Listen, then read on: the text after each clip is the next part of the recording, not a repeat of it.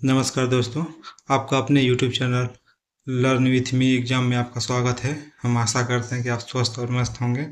हम आपके लिए रोजाना की तरह आज भी 30 से 40 प्रश्न लेकर आ रहे हैं सामान्य जानकारी के, जो कि विगत वर्षों में प्रश्न आए हुए हैं, जो कि उत्तर प्रदेश पुलिस कांस्टेबल परीक्षा 2018 के प्रथम शिफ्ट का प्रश्न है। चलिए आज का सेशन यहीं से स्टार्ट करते हैं। प्रश्न नंबर 1 से।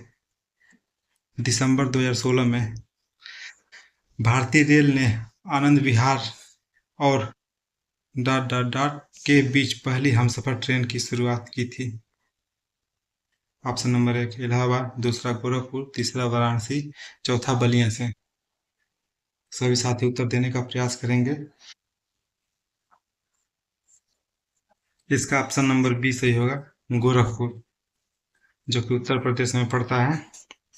यहीं से हमसफर ट्रेन की शुरुआत हुई थी, आनंद विहार से और गोरखपुर के बीच। प्रश्न नंबर दूसरा,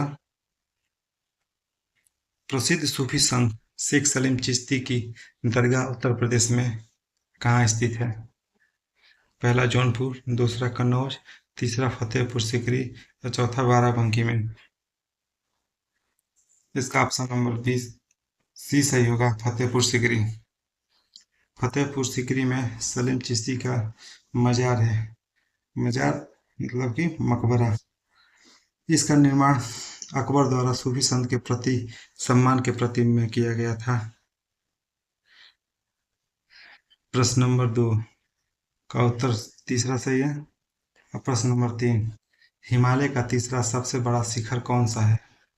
पहला माउंट लाहौत्से, दूसरा माउंट मकालू, तीसरा माउंट फूजी, चौथा माउंट कंचनजंगा। सभी साथी उत्तर देने का प्रयास करेंगे। इसका ऑप्शन नंबर 4 सही होगा, माउंट कंचनजंगा। माउंट कंचनजंगा की लंबाई 8,586 मीटर है, जो कि हिमालय की तीसरी सबसे बड़ी शिखर है, जिसे हम कंचनजंगा के नाम से जाना जाता है। यह हिमालय के उस भाग में स्थित है जिसे कंचनजंगा हिमालय कहा जाता है। यह भाग पश्चिम में तैमूर नदी, उत्तर में लोहंदोकचो जोसांग ला, पूर्व में तीस्ता नदी से घिरा हुआ है। यह आंशिक रूप से नेपाल, भारत, सिक्किम में सटा हुआ है। इसमें प्रश्न नंबर 4, उत्तर प्रदेश का राजकीय फूल कौन सा है? पहला गुलाब, दूसरा गेंदा, तीसरा चमेली, चौथा पलाश। इसका ऑप्शन नंबर 4 सही होगा, पलाश। पलाश एक उत्तर प्रदेश का राजकीय फूल है। यह भारतीय उपमहाद्वीप और दक्षिण पूर्व एशिया के उष्णकटिबंधीय और उष्णकटिबंधीय उपकटिबंधीय हिस्सों में प्रजातियां हैं। इसे जंगल की ज्वाला और बस्टर टिक के रूप में भी जाना जाता है। प्रश्न नंबर 5वां, मनुष्य में पित्त का उत्पादन किस अंग में होता है? पहला पेट में, दूसरा अग्नाशय में, तीसरा जिगर में, चौथा पित्ताशय में। सभी साथी उत्तर देने का प्रयास करेंगे। मनुष्य में पित्त का उत्पादन होता है यकृत में, जो कि पित्त का उत्पादन करता है यकृत। प्रश्न नंबर 6, राष्ट्रीय मानवाधिकार आयोग भारत में कब स्थापित हुआ था? पहला ऑप्शन 2000 में, दूसरा 1955 में, तीसरा 1993 में, चौथा 1950 में। सभी साथी उत्तर देने का प्रयास करेंगे। इसका ऑप्शन नंबर सी सही होगा, 1993 में। भारत का राष्ट्रीय मानव अधिकार आयोग 1983 में हुआ था, अक्टूबर में, 28 अक्टूबर को। प्रश्न नंबर 7, निम्नलिखित रोगों में से कौन सा रोग फंगस के कारण होता है? पहला तुंडी का शोथ, दूसरा पित्ताशय की थैली पथरी, दिल का दौरा, चौथा दांत। तो इसका ऑप्शन नंबर 4 से होगा दांत, जो कि फंगस के कारण होता है, खाज खुजली ये सब होता है। प्रश्न नंबर 8, किस भारतीय राज्य ने 2016-17 में भारत में उत्पादित चीनी का 1/3 से अधिक चीनी उत्पादन किया था? ऑप्शन नंबर 1 गुजरात, दूसरा उत्तर प्रदेश, तीसरा महाराष्ट्र, चौथा कर्नाटक। इसका ऑप्शन नंबर दूसरा सही होगा, उत्तर प्रदेश। जो कि चीनी का उच्चतम उत्पादन था। यह राष्ट्रीय उत्पादन का 1/3 उत्पादन किया था। यह 2016 में लगभग 8.77 मिलियन टन चीनी का उत्पादन किया था। दूसरे पर महाराष्ट्र था उस समय, और तीसरे पर कर्नाटक था।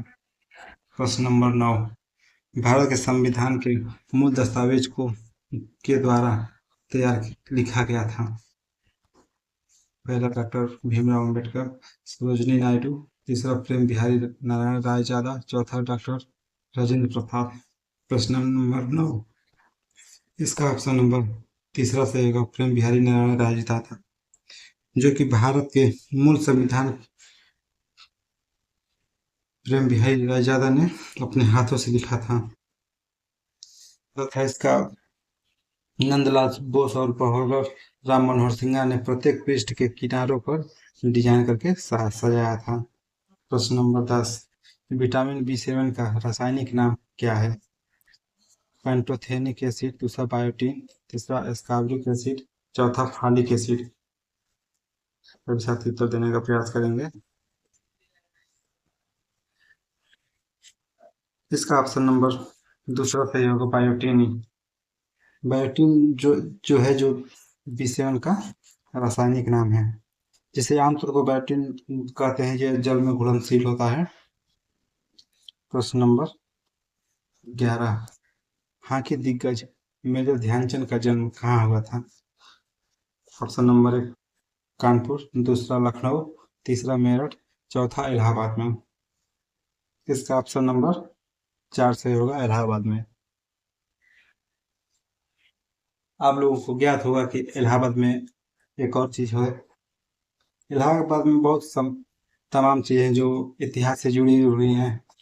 अल्फ्रेड पार्क है, और दूसरा वहाँ पर संगम है, जो संगम पे हमेशा मेला लगता रहता है, जिसे हर्षवर्धन काल के समय से लगाया जाता है संगम मेला। इसमें 3 नदियों का संगम है, गंगा, यमुना, जबकि सरस्वती। तीनों नदियों से सहयोग से मिला है, जिसे हम संगम के नाम से जानते हैं। अगला प्रश्न 12, मुंशी प्रेमचंद का जन्म कहाँ हुआ था? कानपुर, आसा, आरामपुर, गाजियाबाद या वाराणसी। प्रश्न नंबर 12, इसका ऑप्शन नंबर 4 सही होगा, वाराणसी। वाराणसी के पास लमही नामक गांव में इनका जन्म हुआ था, जो 31 जुलाई जो 31 जुलाई 1880 को इनका जन्म हुआ था। प्रश्न नंबर 13, निम्नलिखित में से कौन सा उत्तर प्रदेश का सबसे पुराना विश्वविद्यालय है? पहला अलीगढ़ मुस्लिम विश्वविद्यालय, दूसरा बनारस हिंदू विश्वविद्यालय, तीसरा महात्मा गांधी का काशी विद्यापीठ, चौथा इलाहाबाद केंद्रीय विश्वविद्यालय। प्रश्न नंबर 13, इसका ऑप्शन नंबर 1 सही होगा, मुस्लिम अलीगढ़ मुस्लिम विश्वविद्यालय, जो कि 1875 में स्थापित किया गया था और सबसे इसका पुराना नाम है। प्रश्न नंबर 14, उत्तर प्रदेश के किस शहर को पूर्व का ग्रास कहा जाता है? पहला गोरखपुर, दूसरा मुरादाबाद, तीसरा बनारस, चौथा कन्नौज। इसका ऑप्शन नंबर 4 सही होगा, कन्नौज। ग्रास है जो फ्रांस के हैं, एक शहर है फ्रांस का। वहाँ पर इत्र बहुत पाया जाता है, जिसे हम ग्रास के नाम से जानते हैं। उसी तरह उत्तर प्रदेश में पूर्व का ग्रास के नाम से जानते हैं कन्नौज को। प्रश्न नंबर 15, किस पड़ोसी देश को land of the thunder dragon कहा जाता है? पहला वर्मा, दूसरा नेपाल, तीसरा बांग्लादेश, चौथा भूटान। सभी साथी उत्तर देने का प्रयास करेंगे। इसका ऑप्शन नंबर 4 सही होगा, भूटान। भूटान को land of the thunder dragon के नाम से हम लोग जानते हैं, जो कि हिमालय की घाटियों के मध्य से चलने वाली एक खतरनाक बड़े तूफान और जिसे के कारण Bhutan land of the thunder के नाम से जानी जाती है। यह चमकती रोशनी ड्रैगन के मुंह से निकलती हुई अग्नि की लाल लपटें मानी जाती हैं। और भूटानी को में ड्रग को गर्जना वाला ड्रैगन माना जाता है। यह भूटान का राष्ट्रीय प्रतीक है। राष्ट्रीय प्रतीक क्या है? ये राष्ट्रीय प्रतीक है जो ड्रैगन जो है, लैंड ऑफ द थंडर। प्रश्न नंबर 16। 2017 में कजुआ इशिगुरो को किस विधा में नोबेल पुरस्कार मिला था? पहला रासायनिक विज्ञान में, दूसरा भौतिक विज्ञान में, तीसरा गणित में, चौथा साहित्य में। प्रश्न नंबर 16। इसका ऑप्शन नंबर 4 सही होगा, साहित्य में। 2017 में साहित्य नोबेल पुरस्कार अंग्रेजी लेखक काजुओ इशिगुरो को दिया गया था। प्रश्न नंबर 17। पाकिस्तानी सीनेट के सॉरी पाकिस्तानी सीनेट में विपक्ष की पहली महिला नेत्री कौन थी? 17 का पाकिस्तानी सीनेट में विपक्ष की पहली महिला नेत्री कौन थी? पहला बिलावल भुट्टो जरदारी, दूसरा बेनजीर भुट्टो, तीसरा शेरी रहमान, चौथा मुमताज महल। प्रश्न नंबर 17। 17 का सभी साथी उत्तर देने का प्रयास करेंगे। इसका ऑप्शन 3 सही होगा, शेरी रहमान। शेरी रहमान पाकिस्तानी सांसद शेरी रहमान ने 2018 मार्च में विपक्ष के लिए पहली महिला नेत्री थी। प्रश्न नंबर 18। सीकर तकनीकी के साथ भारत की क्रूज मिसाइल कौन सी है?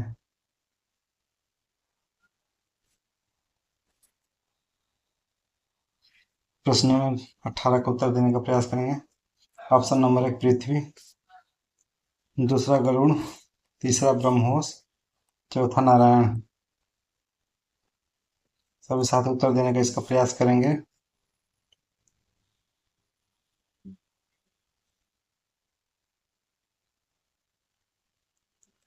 प्रश्न नंबर 18। इसका ऑप्शन नंबर तीसरा सही होगा, ब्रह्मोस, जो कि सीकर क्रूज की तकनीकी पर आधारित है। यह 22 मार्च 2018 को स्वदेशी अन्वेषण की पहली बार सफलतापूर्वक उड़ान भरी थी। प्रश्न नंबर 19। भारत और पाकिस्तान के बीच कितनी बार सीमा रेखा चलती है?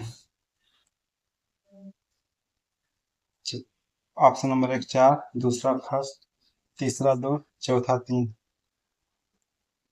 भारत और पाकिस्तान के बीच कितनी बार सीमा रेखा चलती है, मतलब कि सीमा के पार कितनी ट्रेन जाती हैं? इसका ऑप्शन नंबर 3 सही होगा, तीसरा का दूसरा, मतलब कि दो दो ट्रेनें हैं जो सीमा के आर पार आती जाती रहती हैं। प्रश्न नंबर 20। हाल ही में एक वैश्विक डेटा अपराध चोरी में किस कंपनी का नाम आया? पहला अमेजन, दूसरा गूगल, तीसरा सिस्को, चौथा कैम्ब्रिज एनालिटिका। इसका ऑप्शन नंबर 4 सही होगा, कैम्ब्रिज एनालिटिका, जो कि आपराधिक चोरी के मामले में सामने आई है। इसका ऑप्शन नंबर चौथा सही होगा, कैम्ब्रिज एनालिटिका। प्रश्न नंबर 21। 15वीं रूस भारत चीन त्रिपक्षीय विदेश मंत्रियों की बैठक दिसंबर 2017 में हुई थी। पूछना चाह रहा है मतलब कि कहाँ पे हुई थी? ऑप्शन नंबर 1 शंघाई, दूसरा बीजिंग में, तीसरा मॉस्को में, चौथा नई दिल्ली में। इसकी त्रिपक्षीय विदेश मंत्री बैठक कहाँ हुई थी? इसका ऑप्शन नंबर 4 सही होगा, नई दिल्ली में, जो कि 15वीं बैठक 2017 में हुई थी। प्रश्न नंबर 22। भारत में ब्रिटिश शासन का बड़े पैमाने पर विस्तार सहायक संधियों के माध्यम से हुआ, जो गवर्नर जनरल के समय शासनकाल में हुआ था। अर्थात पूछना चाहते किस गवर्नर जनरल के शासनकाल में हुआ था? Option number 1 Lord Warren Hasting, दूसरा लॉर्ड कॉर्नवालिस, तीसरा लॉर्ड वेलेस्ली और चौथा लॉर्ड क्लाइव। सभी साथी उत्तर देने का प्रयास करेंगे। इसका ऑप्शन नंबर तीसरा सही होगा लॉर्ड वेलेजली, जो भारत में ब्रिटिश गवर्नर जनरल 1700 1798 से 1805 में सहायक संधि का संधि सिद्धांत प्रस्तुत किया था। प्रश्न नंबर 23, गुरु गोविंद सिंह की मृत्यु के बाद गुरु की संस्था समाप्त हो गई और सिखों का नेतृत्व उसके विश्वसनीय शिष्य को सौंप दिया गया। रणजीत सिंह को, बंदा बहादुर को, अजीत सिंह को या जुगार सिंह को? इसका उत्तर देने का सभी प्रयास करेंगे। इसका ऑप्शन नंबर दूसरा सही होगा, बंदा बहादुर को। बंदा बहादुर को गुरु गोविंद सिंह की मृत्यु के बाद उन्हें सौंप दी गई थी। ये बांदा सिंह ने पंजाब के सिख किसानों के साथ इकट्ठा होकर 8 वर्षों तक मुगल मुगल सेना का वो किया था, मतलब विरुद्ध किया था। प्रश्न नंबर 24, पाकिस्तान नाम पहले पाकिस्तान नाम सबसे पहले किसने बोला या किसने गढ़ा? ऑप्शन नंबर 1 मोहम्मद इकबाल, दूसरा मोहम्मद अली जिन्ना, तीसरा चौधरी रहमत अली और चौथा मौलाना आजाद। प्रश्न नंबर 24, इसका ऑप्शन नंबर तीसरा सही होगा चौधरी रहमत अली। चौधरी रहमत अली ने पाकिस्तान नाम दिया था, अफगानिस्तान नाम दिया, फिर से कश्मीर नाम दिया, इत्यादि सिंध नाम दिया 1933 में, इसलिए सही होगा चौधरी रहमत अली, जिन्होंने ये सब नाम दिए थे। इन्होंने मुसलमानों के लिए अलग पृथक निर्वाचन का मांग कर रहे थे चौधरी रहमत अली। प्रश्न नंबर 25, रविन्द्रनाथ टैगोर ने अपनी नाइटहुड की उपाधि को क्यों छोड़ा? किस लड़ाई के समय उन्होंने छोड़ दिया? आंदोलन के समय? पहला कैबिनेट मिशन, दूसरा जलियांवाला बाग नरसंहार, तीसरा रॉलेट एक्ट, चौथा साइमन कमीशन। इसका ऑप्शन नंबर 20 सही होगा, जलियांवाला बाग हत्याकांड के बाद उन्होंने रविन्द्रनाथ टैगोर ने अपनी नाइटहुड की उपाधि का छोड़ दिया था। ये जलियांवाला बाग हत्याकांड हुआ था 13 अप्रैल 1919 को हुआ था, जिन्होंने ये सब अपना उपाधि छोड़ दिया था। उन्होंने अपने पत्र में लिखा था कि जलियांवाला बाग हत्याकांड को पंजाब की स्थानीय अशांति के रूप में उल्लेख किया। प्रश्न नंबर 26, गोदावरी नदी का उद्गम किस राज्य से होता है? पहला मध्य प्रदेश, दूसरा छत्तीसगढ़, तीसरा महाराष्ट्र, चौथा उड़ीसा। सभी साथी उत्तर देने का प्रयास करेंगे। इसका ऑप्शन नंबर तीसरा सही होगा, महाराष्ट्र। महाराष्ट्र जो राज्य है वहाँ से नासिक के निकट से त्र्यंबकेश्वर के पश्चिम घाटी में ब्रह्मगिरी पर्वत से निकलती है गोदावरी नदी। यह तेलंगाना, आंध्र प्रदेश, छत्तीसगढ़, मध्य प्रदेश, उड़ीसा, कर्नाटक, पुडुचेरी और बंगाल की खाड़ी में जाकर गिरती है। प्रश्न नंबर 27, भारत की सबसे मीठे पानी की झील कौन सी है? पहला डल झील, दूसरा लोकटक झील, तीसरा चिल्का झील, चौथा वुलर झील। प्रश्न नंबर 27 का उत्तर देने का प्रयास करेंगे। इसका ऑप्शन नंबर चौथा सही होगा, वुलर झील। वुलर झील भारत की सबसे बड़ी ताजा जल का झील माना जाता है। यह जम्मू कश्मीर में स्थित है वुलर झील। प्रश्न नंबर 28, भारतीय संविधान में कानून बनाने की निर्धारित प्रक्रिया काफी हद तक मतलब किसके द्वारा प्रस्तावित है, कहाँ से लिया गया है? इसका ऑप्शन नंबर तीसरा सही होगा, जापान। कानून बनाने की प्रक्रिया यहाँ से स्थापित किया गया है। इसके अलावा यहाँ पे जापान के संविधान से संसदीय संप्रभुता, न्यायिक सर्वोच्चता इत्यादि यहाँ से लिया गया है। प्रश्न नंबर 29, शिक्षा का अधिकार आरटीई अधिनियम वर्ष में भारत की संसद द्वारा अधिनियम किया गया था। इसे कब पारित किया गया था? प्रश्न नंबर 29, इसका ऑप्शन नंबर चौथा सही होगा, 2009 में। बच्चों के लिए निःशुल्क और अनिवार्य शिक्षा दिया गया था आर्टिकल 21 के तहत, जिसमें 6 से 14 वर्ष के बच्चों के लिए निःशुल्क अनिवार्य शिक्षा था, जो कि 2009 में इसे अधिनियम को मतलब लाया गया था। 1 अप्रैल 2010 को यह 1 अप्रैल 2010 को पारित हो गया। प्रश्न नंबर 30, महाराजा सवाई जय सिंह एक खगोल वेधशाला स्थापित की। उज्जैन में, शिमला में, भरतपुर में या जोधपुर में। प्रश्न नंबर 30। प्रश्न नंबर 30 का सही उत्तर है उज्जैन में, जहाँ पर महाराजा सवाई जय सिंह ने एक खगोल वेधशाला का स्थापना किया था। यूनियन टीकाकरण कार्यक्रम के रूप में केंद्रीय स्वास्थ्य मंत्रालय ने के विरुद्ध दोहरे संरक्षण के लिए एकल टीके का शुभारंभ किया। खसरा और रूबेला के लिए, खसरा और गलसुआ के लिए। गलसुआ गलसुआ उसे कहते हैं जिसमें गले का सूजन थायराइड की तरह दिखता है। गलसुआ थायराइड की तरह मतलब थायराइड में जैसे गला में सूजन होता है उसी तरह ये भी सूजन हो जाता है।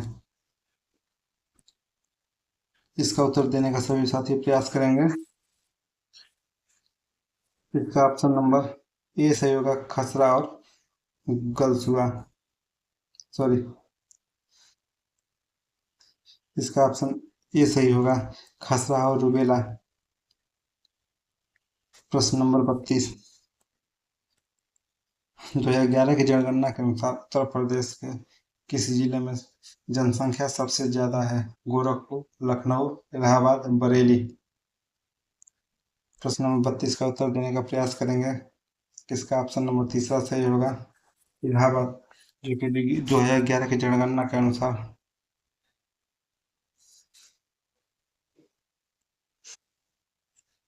हजार, 2 हजार, 10 लाख, 5,95,000, 5,69,00,000, 59,54,000।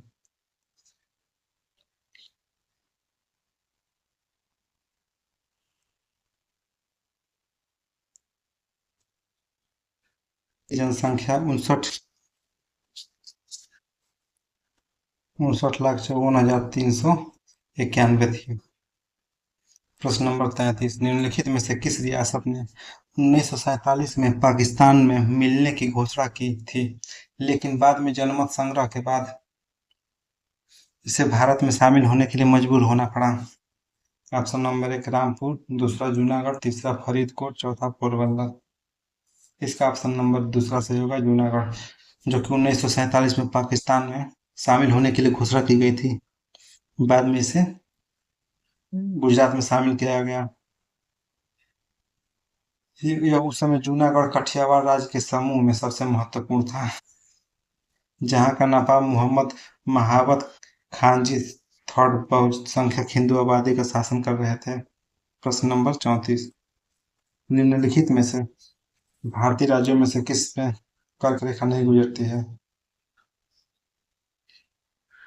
पहला राजस्थान, दूसरा मिजोरम, तीसरा त्रिपुरा, चौथा उत्तर प्रदेश। इसका ऑप्शन नंबर 4 सही होगा, उत्तर प्रदेश।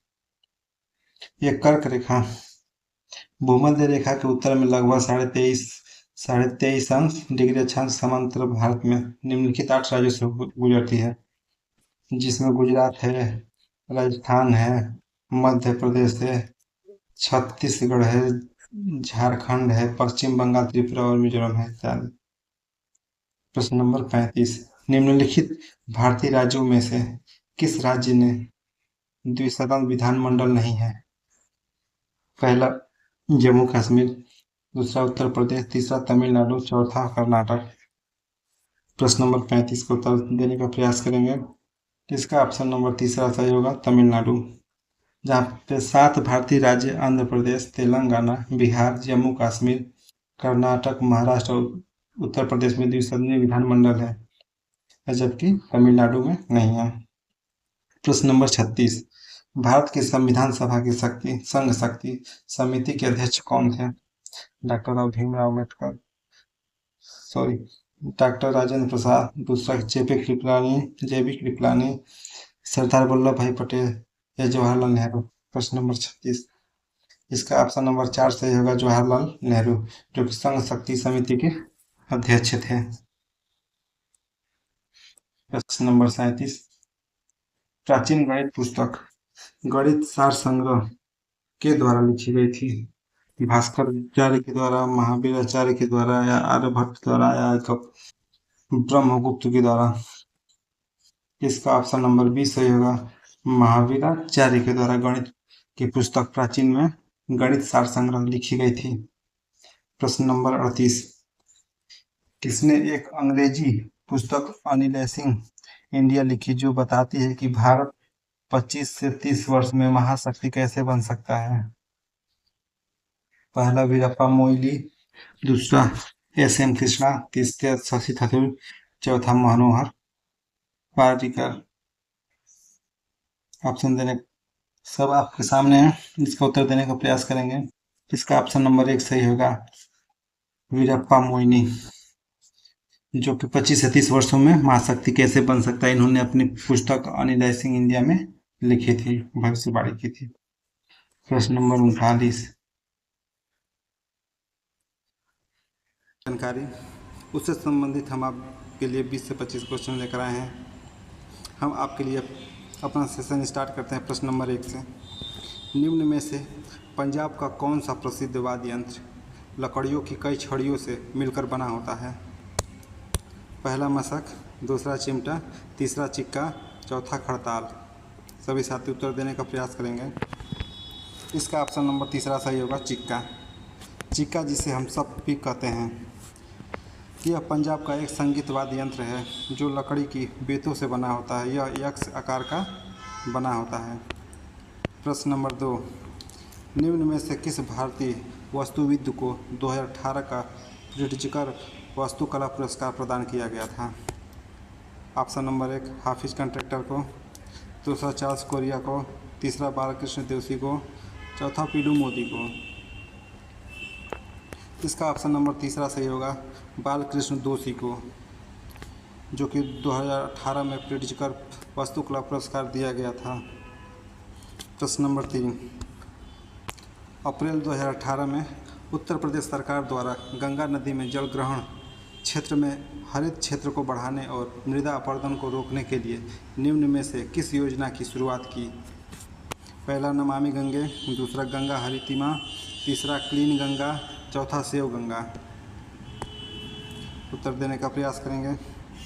इसका ऑप्शन नंबर दूसरा सही होगा, गंगा हरितिमा, जो कि 2018 में उत्तर प्रदेश सरकार ने मृदा अपरदन और हरित क्षेत्र को बढ़ाने के लिए यह योजना शुरुआत की थी। उस समय मुख्यमंत्री आदित्यनाथ योगी जी थे। प्रश्न नंबर 4, मार्च 2018 में निम्न में से किस वैश्विक नेता से अमेरिकी होलोकास्ट संग्रहालय द्वारा प्रदत्त मानवाधिकार पुरस्कार वापस ले लिया गया था, अर्थात उन्हें पुरस्कार देने के बाद वापस ले लिया गया था? ऑप्शन नंबर 1 आंग सान सू की, दूसरा किम जान उन, महिंद्रा राजपक्षे, चौथा बशर अली असद।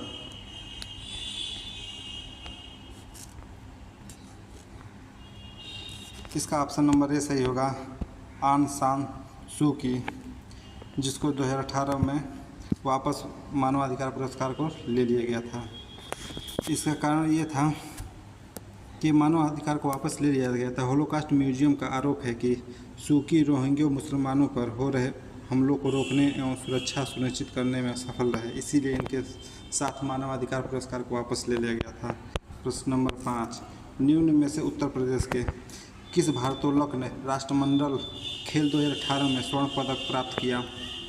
ऑप्शन नंबर 1 पूनम यादव, दूसरा जीतू राय, तीसरा मनिका बत्रा, चौथा विकास ठाकुर।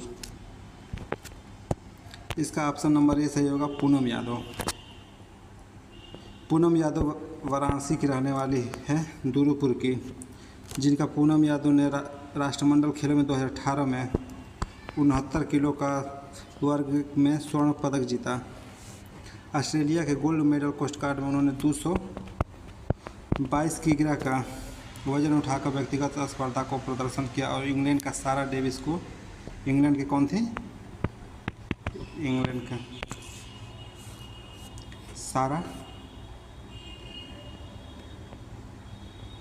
सारा डेविस को पीछे किया। प्रश्न नंबर 6, विश्व स्वास्थ्य दिवस प्रतिवर्ष मनाया जाता है। 8 मार्च, 7 अप्रैल, 21 जून, 4 जुलाई। प्रश्न नंबर 6, इसका ऑप्शन नंबर बी सही होगा 7 अप्रैल, जो कि संयुक्त राष्ट्र विश्व स्वास्थ्य संगठन द्वारा 7 अप्रैल को विश्व स्वास्थ्य दिवस मनाया जाता है। प्रश्न नंबर 7, अप्रैल 2018 में भारतीय सैनिक ने कार्यरत सैनिकों, पेंशनरों को और परिवारों की आवश्यकता के अनुरूप उत्तरवर्ती वेतन पैकेज के लिए रिक्त स्थान के साथ समझौता कर ज्ञापन MOU पर हस्ताक्षर किया। HDFC बैंक ने, ICICI बैंक ने, भारतीय स्टेट बैंक ने, एक्सिस बैंक ने। इसका ऑप्शन नंबर चौथा सही होगा, एक्सिस बैंक ने,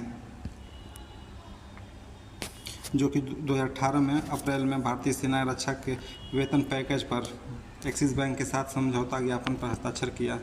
2011 में एक्सिस बैंक और भारतीय सेना के बीच पहला समझौता ज्ञापन हस्ताक्षर किया गया था। प्रश्न नंबर 8, मार्च 2018 में निम्नलिखित में से किस देश ने अंतर्राष्ट्रीय पक्षपात पर हमला देते हुए यह घोषणा की कि अंतर्राष्ट्रीय आपराधिक न्यायालय से निकल जाएगा? पहला अफगानिस्तान, दूसरा पाकिस्तान, तीसरा फिलीपींस, चौथा वियतनाम। इसका ऑप्शन नंबर तीसरा सही होगा, फिलीपींस, जो कि मार्च 2018 में अंतर्राष्ट्रीय आपराधिक न्यायालय से वो अपने आप को बाहर निकाल लेगा। प्रश्न नंबर 9, महात्मा गांधी के प्रियजनों में से एक वैष्णोजन के रचयिता कौन हैं? सूरदास, मीराबाई, नरसिंह मेहता, ज्ञानेश्वर। आप सही उत्तर देने का प्रयास करेंगे।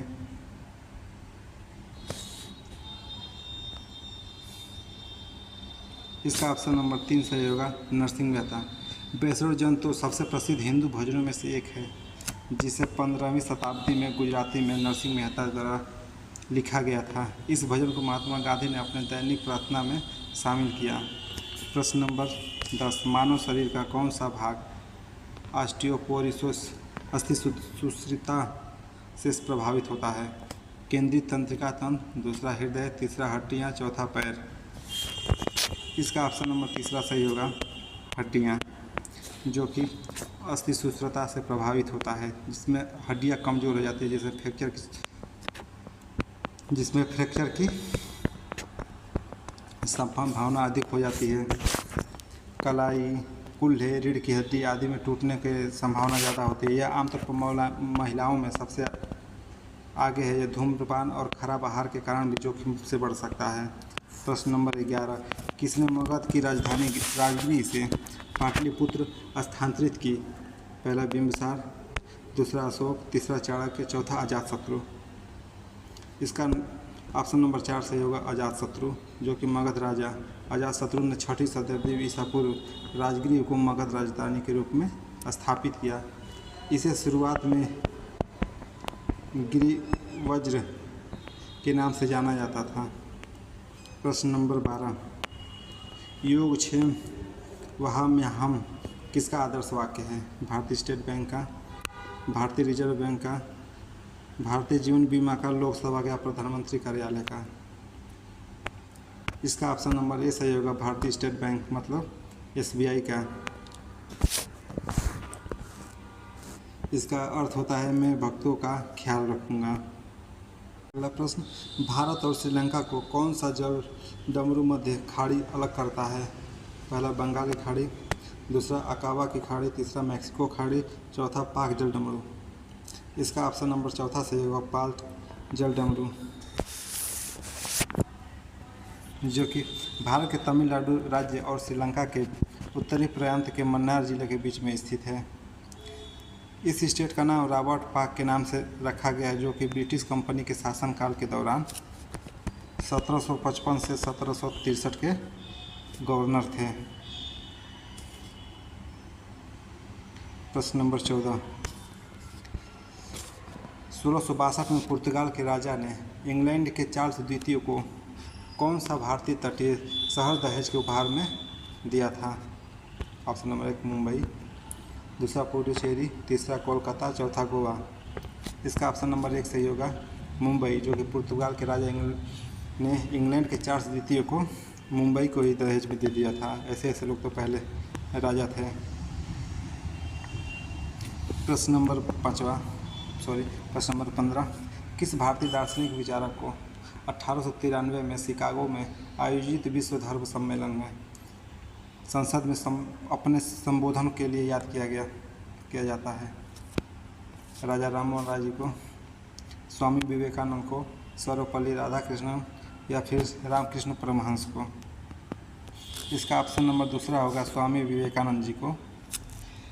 इन्हें 11 सितंबर 1893 में एक प्रसिद्ध हिंदू सन्यासी में स्वामी विवेकानंद ने शिकागो में मतलब कि USA में विश्व धर्म सम्मेलन में भाग लिया था। उन्होंने एक मेढक और एक कुएं की कहानी का उपयोग करके एक दूसरे और विभिन्न संप्रदायों को धर्म के बीच असहमति के कारणों को व्याख्या करने की कोशिश की। प्रश्न नंबर 16, भारतीय साहित्य में प्रारंभिक 20वीं शताब्दी में मुख्य हिंदुस्तानी लेखक धनपत राय को किस नाम से जाना जाता था? फिराक गोखरी, अशोक वाजपेयी, मुंशी प्रेमचंद या बंकिम चंद्र चटर्जी? इसका ऑप्शन नंबर तीसरा सही होगा मुंशी प्रेमचंद जी को 20वीं शताब्दी में हिंदुस्तानी लेखक धनपत राय के नाम से जाना जाता था। प्रश्न नंबर 17, हरिवंश राय बच्चन को उनके किस काव्य संग्रह के लिए जाना जाता है?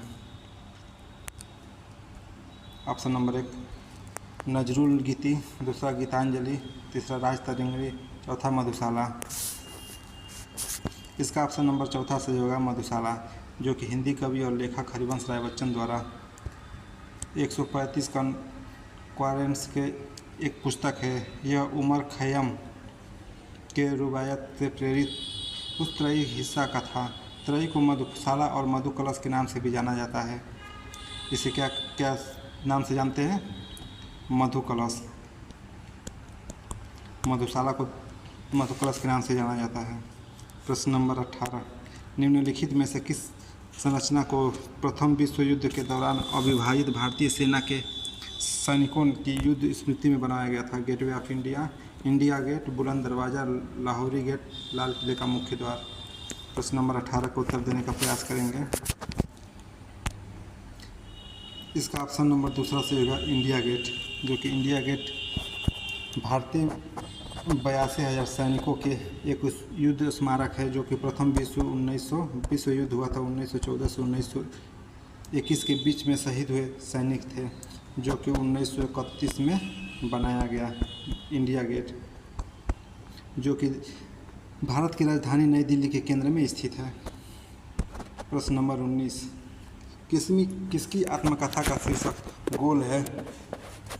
ऑप्शन नंबर 1 मेजर ध्यानचंद, दूसरा बाईचुंग भूटिया, तीसरा पेले, चौथा डेविड बेकहम?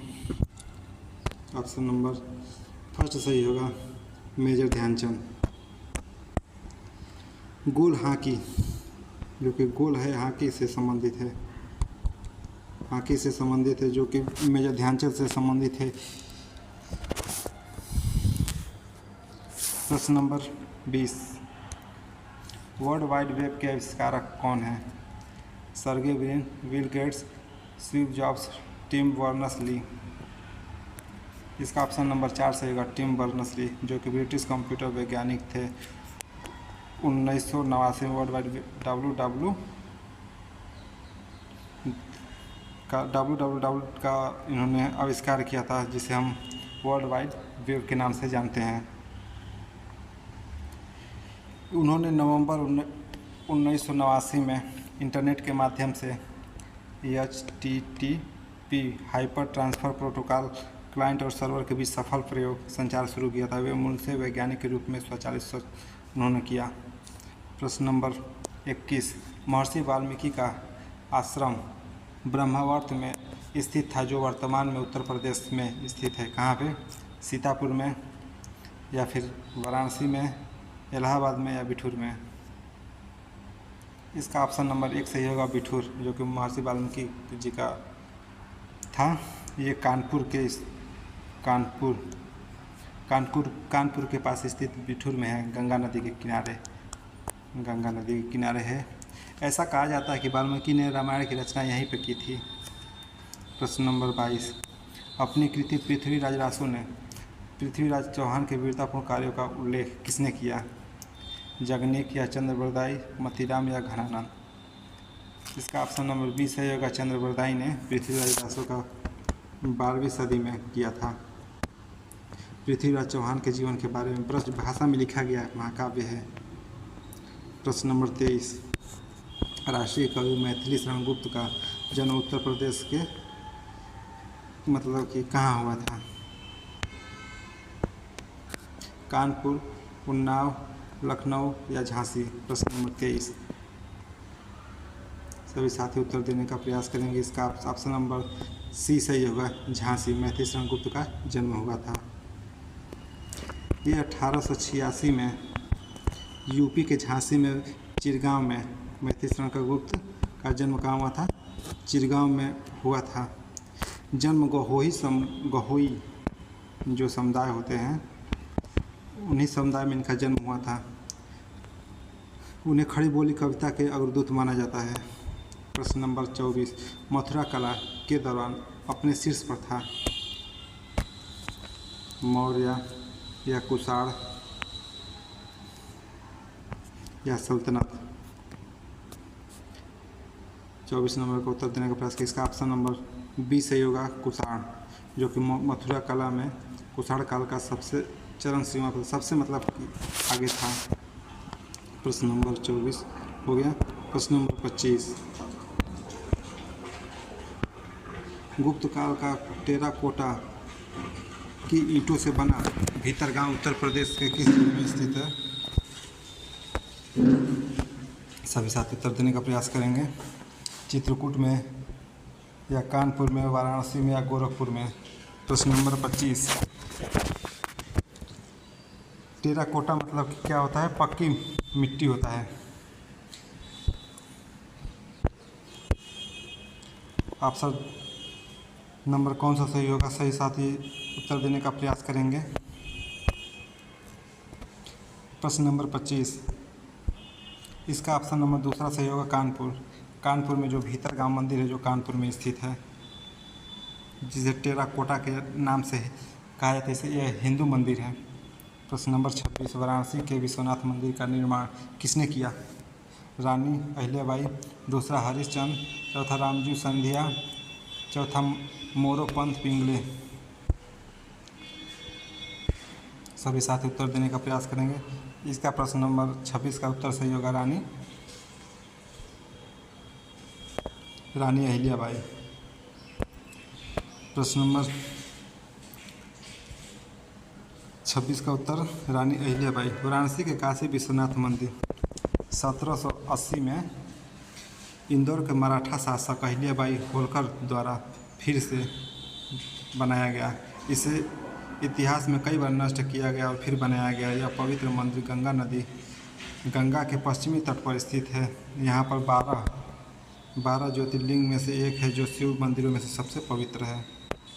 प्रश्न नंबर 27, उत्तर प्रदेश के लोकायुक्त का पद सृजित किया गया 1950 में, 1965 में, 1975 में, 1977 में? इसका ऑप्शन नंबर चौथा सही होगा। 1975 में। प्रश्न नंबर 28,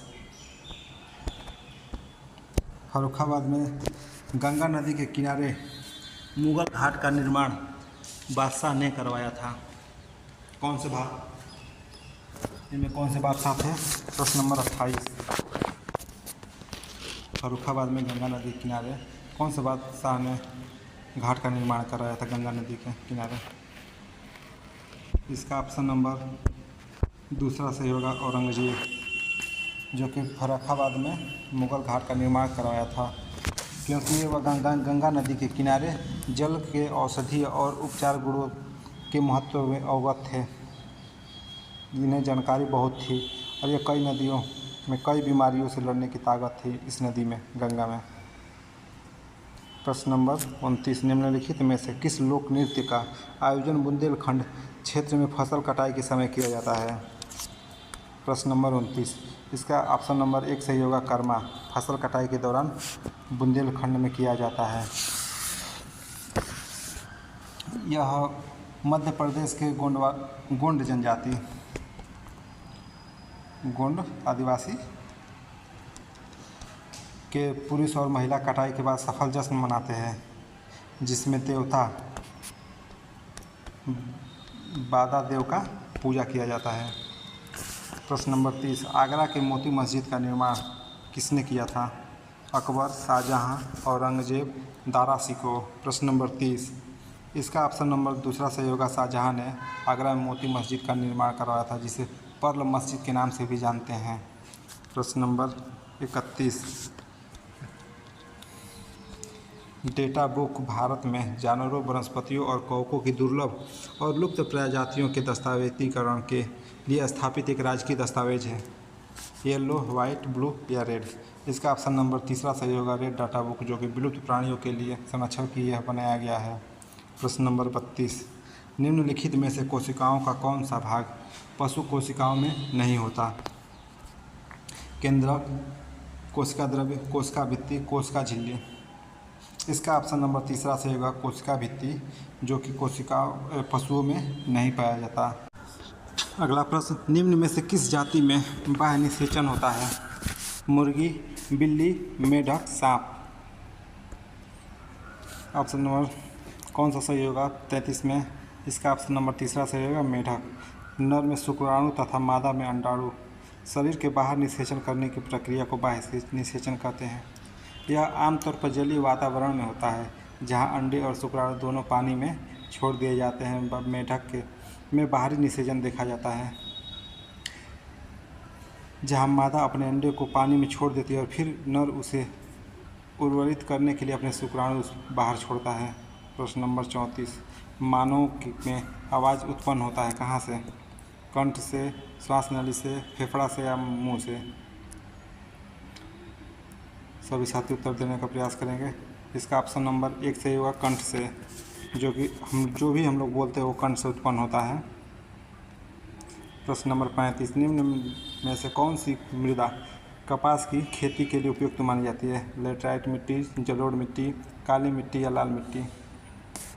इसका ऑप्शन नंबर तीसरा सही होगा, काली मिट्टी, जो कि कपास की खेती के लिए बहुत अच्छी मानी जाती है। ये काली मिट्टी दक्कन व मालवा के पठार में पाई जाती है, गहरी में पाई जाती है। जिस लाल मिट्टी, हालांकि इसे जलोढ़ या लाल मिट्टी पर भी उगाया जा सकता है। कपास को लाल मिट्टी और जलोढ़ मिट्टी पर भी उगाया जा सकता है, लेकिन सबसे उपयुक्त काली मिट्टी होती है। प्रश्न नंबर 36, निम्न में से कौन सा जानवर भारत में अस्थायी प्रजाति का उदाहरण नहीं है? अस्थायी। प्रश्न नंबर 36, इसका ऑप्शन नंबर 4 सही होगा, गाय। जैसे बंगाल टाइगर, एक सींग वाला गैंडा। बंगाल टाइगर किस लिए प्रसिद्ध है? बंगाल से एक सींगी गैंडा असम में होता है। मिथन मतलब मिथुन भारत के नागालैंड, मणिपुर और मिजोरम जैसे पूर्वोत्तर राज्यों में पाया जाता है, जबकि घरेलू गाय को दुनिया भर में एक सामान्य जानवर माना जाता है। प्रश्न नंबर 37, भारत का सबसे बड़ा बॉक्साइट उत्पादक राज्य है? उड़ीसा, उत्तर प्रदेश, तमिलनाडु, मध्य प्रदेश। प्रश्न नंबर 37, इसका उत्तर सही होगा, उड़ीसा। उड़ीसा भारत के कुल उत्पादन का आधा हिस्सा, जो कि बॉक्साइट उत्पन्न करता है। राज्य में बॉक्साइट कुल खनन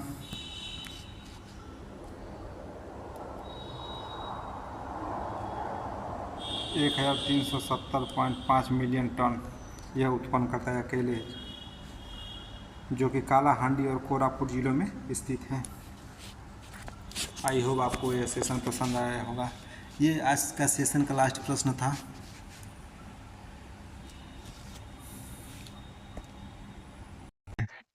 मगध एवं उनके अंग के मैदान निम्नलिखित में से किसके हिस्से में है? सभी साथी उत्तर देने का प्रयास करेंगे। ऊपरी मध्य गंगा, मध्य गंगा का मैदान, निम्न गंगा का मैदान या उपरोक्त में से सभी। इसका ऑप्शन नंबर दूसरा सही होगा, मध्य गंगा का मैदान। हम इस सीरीज को बहुत तेजी से साथ पढ़ेंगे। इसकी व्याख्या नीचे दिया गया है। मध्य गंगा वह मैदानी पूर्वी उत्तर प्रदेश और संपूर्ण बिहार का विस्तृत है और इसकी औसत ऊंचाई 5 से 100 मीटर तक है। मगध एवं अंग का मैदान में स्थित है। मध्य गंगा का मैदान कृषि के लिए बहुत प्रसिद्ध है। अगला प्रश्न, मौर्य एवं मौर्योत्तर काल। कौटिल्य किस स्थान में राजनीति विज्ञान और अर्थशास्त्र के प्राध्यापक थे? इसका ऑप्शन नंबर तीसरा सही होगा, पाटलिपुत्र। पाटलिपुत्र में कौटिल्य जो जिसे चाणक्य के नाम से हम लोग जानते हैं, वो राजनीति विज्ञान और शास्त्र के प्राध्यापक थे। वो राजनीतिक दार्शनिक और अर्थशास्त्री थे। ये प्राचीन तक्षशिला विद्यालय में राजनीति विज्ञान और अर्थशास्त्र के प्राध्यापक थे। उन्होंने अर्थशास्त्र नामक पुस्तक भी लिखी थी। प्रश्न नंबर तीसरा, प्राचीन भारतीय धातुकर्म का आश्चर्य लोहे का स्तंभ किस शहर में स्थित है? इसका उत्तर होगा दूसरा, दिल्ली में। आप इसका व्याख्या देख सकते हैं इसमें। चंद्रगुप्त द्वितीय विक्रमादित्य 375 से 413 ईस्वी द्वारा विजय स्तंभ के रूप में बनाया गया था।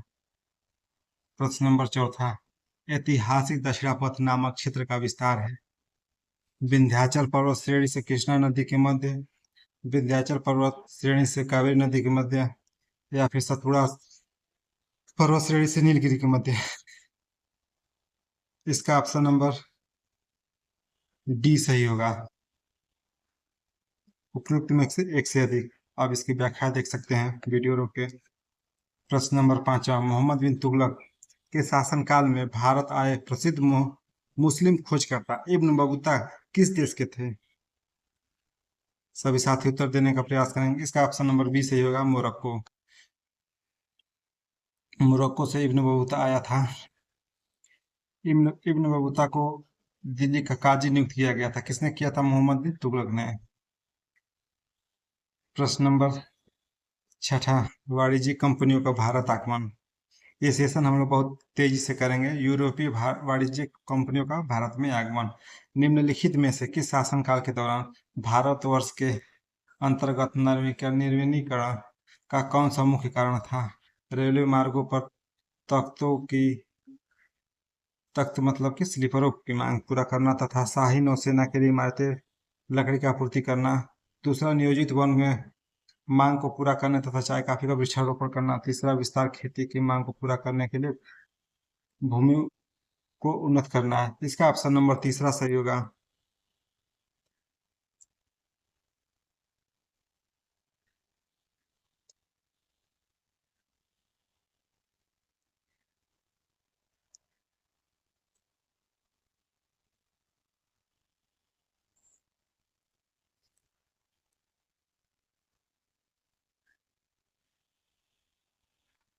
अगला प्रश्न, निम्नलिखित में से ब्रिटिश शासन के दौरान भारतवर्ष के अंतर्गत निर्विलीकरण का कौन सा मुख्य कारण था?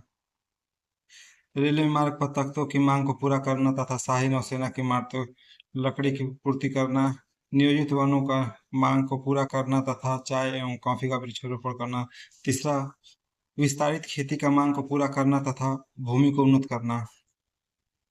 इसका ऑप्शन नंबर तीसरा सही होगा, विस्तारित भूमि की मांग को पूरा करना तथा उन्नत भूमि को करना। इसका विस्तार इसमें दिया गया है, आप इसे देख सकते हैं वीडियो रोक के। अगला क्वेश्चन, 1859 के अंतर्देशीय उपप्रवास अधिनियम ने प्रावधान किया, वनों को छोड़ने के लिए बागान श्रमिकों को अनुमति की आवश्यकता थी। बागान श्रमिकों को विवाह की अनुमति नहीं थी। बागान श्रमिकों को चाय बागानों की अनुमति के बिना छोड़ने की अनुमति नहीं थी। इसका ऑप्शन नंबर तीसरा सही होगा। उन्होंने 1859 का अंतर्देशीय प्रवास अधिनियम भारत में औपनिवेशिक सरकार द्वारा पारित किया गया था।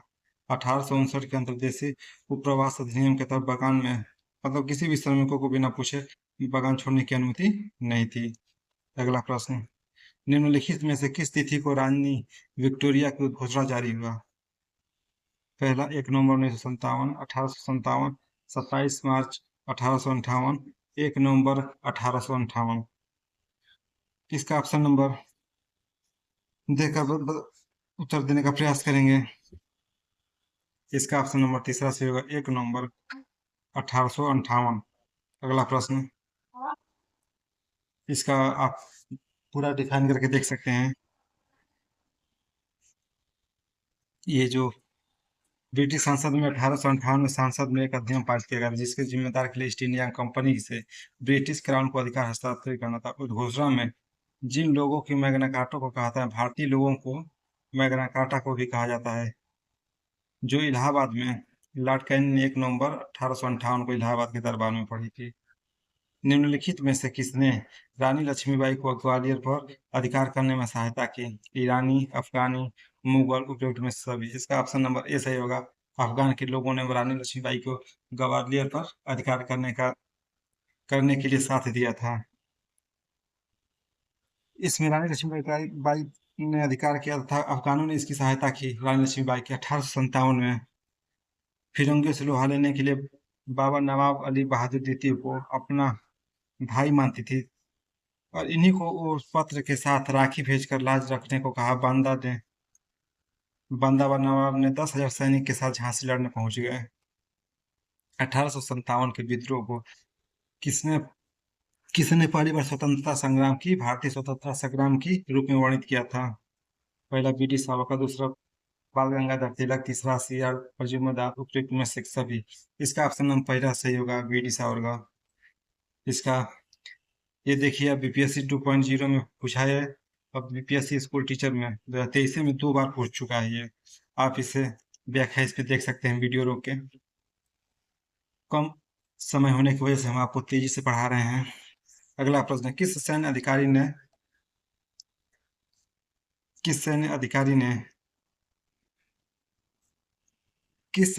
ने जनरल ने झांसी की रानी को यह कहते हुए श्रद्धांजलि दी कि यह वह औरत है जो विद्रोहियों में एकमात्र मर्द थी? इसका ऑप्शन नंबर ए सही होगा, ह्यूरोज ने रानी लक्ष्मीबाई को एक मर्द कहा। अगला प्रश्न, 1857 के विद्रोह के दौरान नाना साहब ने खुद को मुगल सम्राट का घोषित कर लिया। इसका ऑप्शन नंबर ए सही होगा, पेशवा।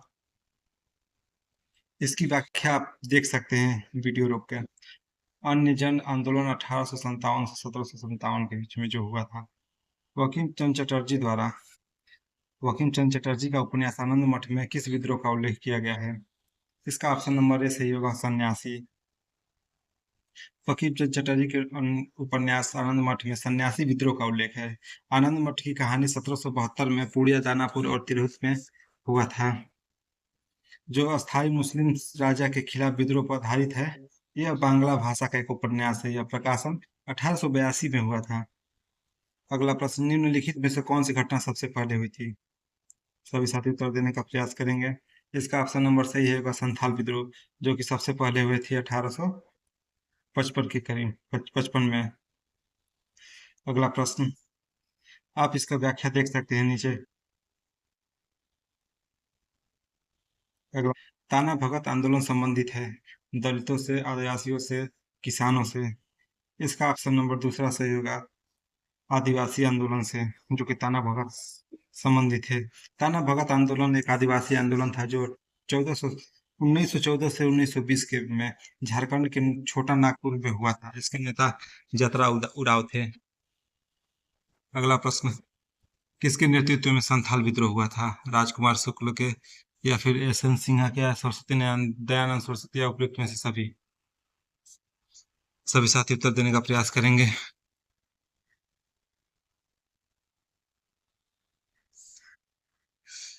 इसका ऑप्शन नंबर ई सही होगा, इनमें से कोई नहीं।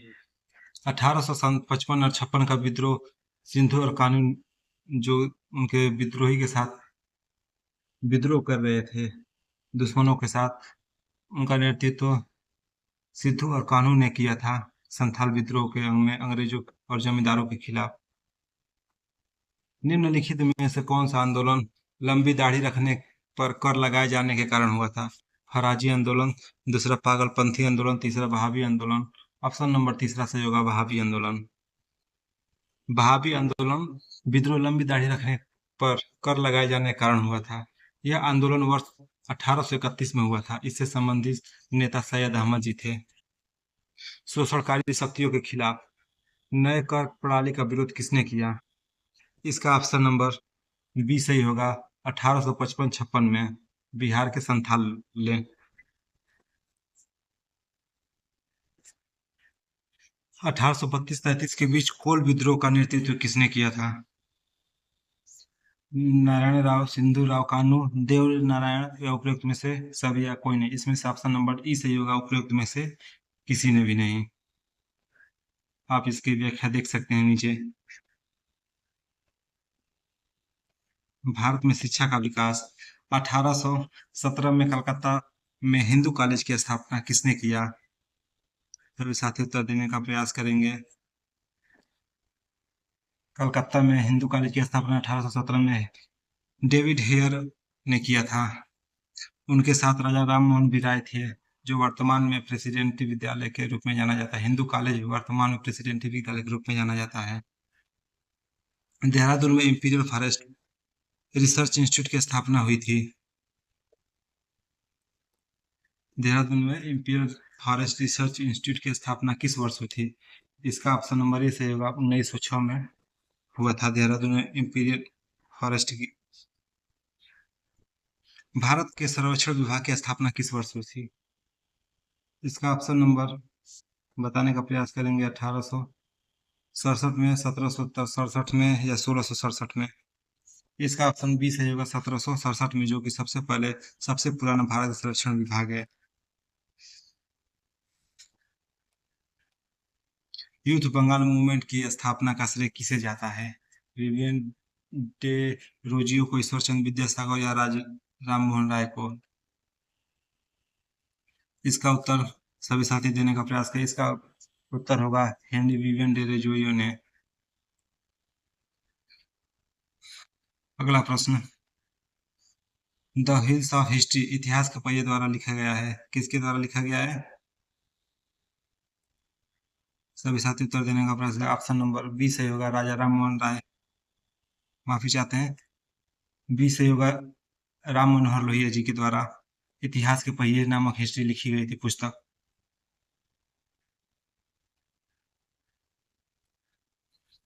गीता रहस्य लोकमान्य तिलक ने लिखा था। बाल गंगाधर लोकमान्य तिलक ने पिजन डायरी 1975 में जयप्रकाश नारायण द्वारा लिखा गया था। अगला प्रश्न, अबुल कलाम आजाद के द्वारा किस पत्रिका को संपादित किया गया था? पहला जबीदार, दूसरा कामरेड, तीसरा अल हिलाल, चौथा उपयुक्त में से कोई नहीं या उपयुक्त में से सभी। जिसका ऑप्शन नंबर बी सही होगा। अल हिलाल, जो कि अबुल कलाम आजाद द्वारा लिखा गया था। कामरेड मोहम्मद अली जौहर के द्वारा लिखा गया। जमींदार मौलाना जफर अली के द्वारा लिखा गया था। राष्ट्रवादियों के दैनिक समाचार पत्र द इंडियन नेशन का प्रकाशन कब हुआ था? 1930, 1931, 1940, उपयुक्त में से सभी या इनमें से कोई नहीं। सभी साथी उत्तर देने का प्रयास करेंगे। इसका ऑप्शन नंबर बी रहेगा। 1931 में राष्ट्रवादियों ने दैनिक समाचार पत्र द इंडियन नेशन का प्रकाशन शुरू किया था। अगला प्रश्न, बंगाल व बिहार के नील कृषकों की दशा का वर्णन करते हुए नील दर्पण नाटक किसके द्वारा लिखा गया था? गांधी जी के द्वारा, आचार्य कृपलानी के द्वारा, दीनबंधु मित्रा। ऑप्शन नंबर सी सही होगा। दीनबंधु मित्रा के द्वारा नील दर्पण को लिखा गया था। इसकी व्याख्या आप इसमें देख सकते हैं। इंडिया डिवाइडेड पुस्तक किसने लिखी? बीजी तिलक ने, राजेंद्र प्रसाद ने, पेंडेरेल मून ने या उपरोक्त में सभी या किसी ने भी नहीं। ऑप्शन नंबर प्रश्न नंबर 28 का सभी साथी उत्तर देने का प्रयास करेंगे। इसका ऑप्शन नंबर बी सही होगा। डॉक्टर राजेंद्र प्रसाद ने डिवाइडेड इंडिया डिवाइडेड नामक पुस्तक लिखी थी। आप इसकी व्याख्या देख सकते हैं, जो कि प्रथम राष्ट्रपति भी बनाए गए थे। यंग इंडिया पत्रिका का संपादन किसने किया?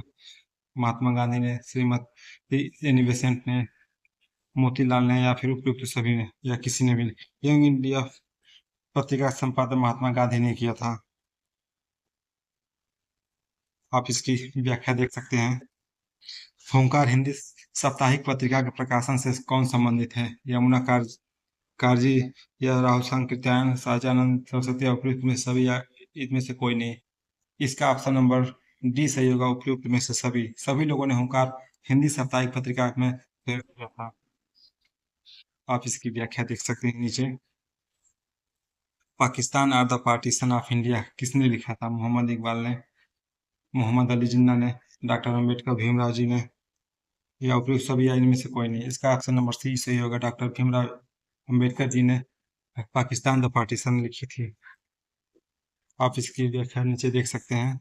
Biography of Kunwar Singh and Amar Singh के लेखक कौन है? एम.एन. राव, काली किंकर दत्त, जवाहरलाल नेहरू। इसका ऑप्शन नंबर बी सही होगा, काली किंकर दत्त, जिन्होंने biography of Kunwar Singh and Amar Singh के लेखक हैं। इसकी व्याख्या आप नीचे देख सकते हैं। निम्न में से कौन न्यू इंडिया समाचार पत्र से संबंधित थे? पहला महात्मा गांधी, दूसरा एनी बेसेंट, तीसरा सुरेंद्रनाथ बनर्जी, चौथा उपयुक्त में से अधिक। न्यू इंडिया एक यंग इंडिया जिसने जो महात्मा गांधी लिखा था, और न्यू इंडिया जो लिखे थे। सभी साथी उत्तर देने का प्रयास करेंगे। ये है बीपीएससी 2023 में सेकेंड पेपर की सीट में दिया है न्यू इंडिया, एनी बेसेंट ने दिया है, और जबकि यंग इंडिया महात्मा गांधी ने दिया है। आप इसकी व्याख्या नीचे देख सकते हैं।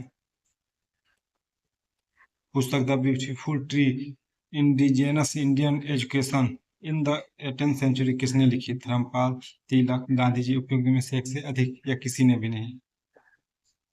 इसका उत्तर आप सभी साथी देने का प्रयास करेंगे। इसका सभी साथी उत्तर देने का प्रयास करेंगे। ऑप्शन नंबर ए सही होगा, धर्मपाल, जो कि the beautiful tree indigenous India education in the 18th century लिखी थी धर्मपाल जी ने। अगला प्रश्न। मॉन्टेस्क्यू ने सरकार के अंतर्गत विधायिका, कार्यपालिका और न्यायपालिका के मध्य शक्तियों का विभाजन निम्नलिखित में से अपनी किस पुस्तक में प्रस्तावित किया था? इसका ऑप्शन नंबर ए सही होगा, the spirit of the laws, जबकि ये नीचे के दोनों उन्हीं से संबंधित, उन्हीं ने लिखा था। लेकिन द स्पिरिट ऑफ लॉ में मॉन्टेस्क्यू जी ने विधायिका, कार्यपालिका और न्यायपालिका के मध्य शक्तियों का विभाजन किया था। अगला प्रश्न। Mahatma Gandhi and Bihar some reminiscence पुस्तक लेखक हैं? सैयद अली जहीर, डॉक्टर राजेंद्र प्रसाद, जीवतराम भगवान दास कृपलानी। इसका उत्तर देने का सभी साथी प्रयास करेंगे। ATRE 2.0 में पूछा है पहला पेपर में, और बीपीएससी टीचर 2023 में पूछा है फर्स्ट शिफ्ट में। इसका ऑप्शन नंबर बी सही होगा, doctor Rajendra Prasad.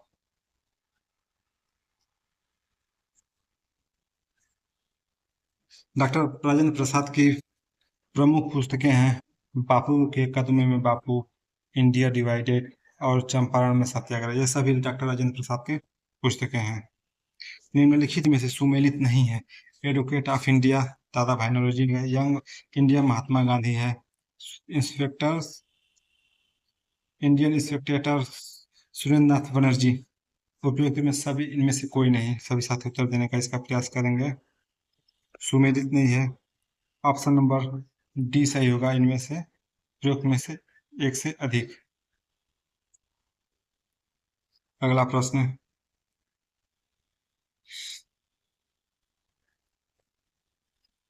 Which of the following statement इनमें से दिए गए प्रश्नों में से कौन सा सही है? लेटर्स के लेखक डॉक्टर राजेंद्र प्रसाद है। A bunch of old letters के लेखक डॉक्टर राजेंद्र प्रसाद, या व्यक्तिगत सत्याग्रह के ब्रह्मदत्त दूसरे सत्याग्रही थे? सुभाष चंद्र बोस ने द स्ट्रगल का लेखन किया था? इंडियन स्ट्रगल का लेखन किया।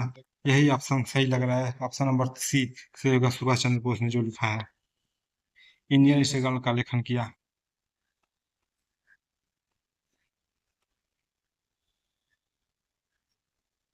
और पंच ये बंच ऑफ ओल्ड लेटर्स की रचना जवाहरलाल नेहरू ने, जबकि व्यक्तिगत सत्याग्रह के दूसरे सत्याग्रही भी जवाहरलाल नेहरू थे। और प्रथम सत्याग्रही विनोबा भावे थे। और तीसरा सत्याग्रही आप कमेंट में बताएं। वंदे मातरम समाचार पत्र के संपादक निम्नलिखित में से कौन थे? बंकिम चंद्र चटर्जी, अरविंद घोष, विपिन चंद्रपाल या उपयुक्त सभी या इनमें से कोई नहीं? इसका ऑप्शन नंबर बी सही होगा। कितने लोग option number option number A मार देंगे, क्योंकि वंदे मातरम ज्यादा लोग यही पढ़े हैं। इसका ऑप्शन नंबर बी सही होगा, अरविंद घोष। जबकि ये समाचार पत्र है, अरविंद घोष ने जी लिखा है। अब वंदे मातरम उपन्यास जो थे वो बंकिम चंद्र चटर्जी द्वारा लिखा गया है। बक आ गया यही प्रश्न। बंकिम चंद्र चट्टोपाध्याय का उपन्यास आनंद मठ किस वर्ष प्रकाशित हुआ था? इसका ऑप्शन नंबर बी सही होगा, 1882 में। ये भी आपका टीआरई 3.0 में पूछा है 2024 में, प्राइमरी वाले में। 19वीं शताब्दी में सामाजिक एवं सांस्कृतिक जागरण आर्य समाज की स्थापना किसने की थी? सभी साथी उत्तर देने का प्रयास करें। इसका ऑप्शन नंबर बी सही होगा, स्वामी दयानंद सरस्वती जी ने आर्य समाज की स्थापना किया था।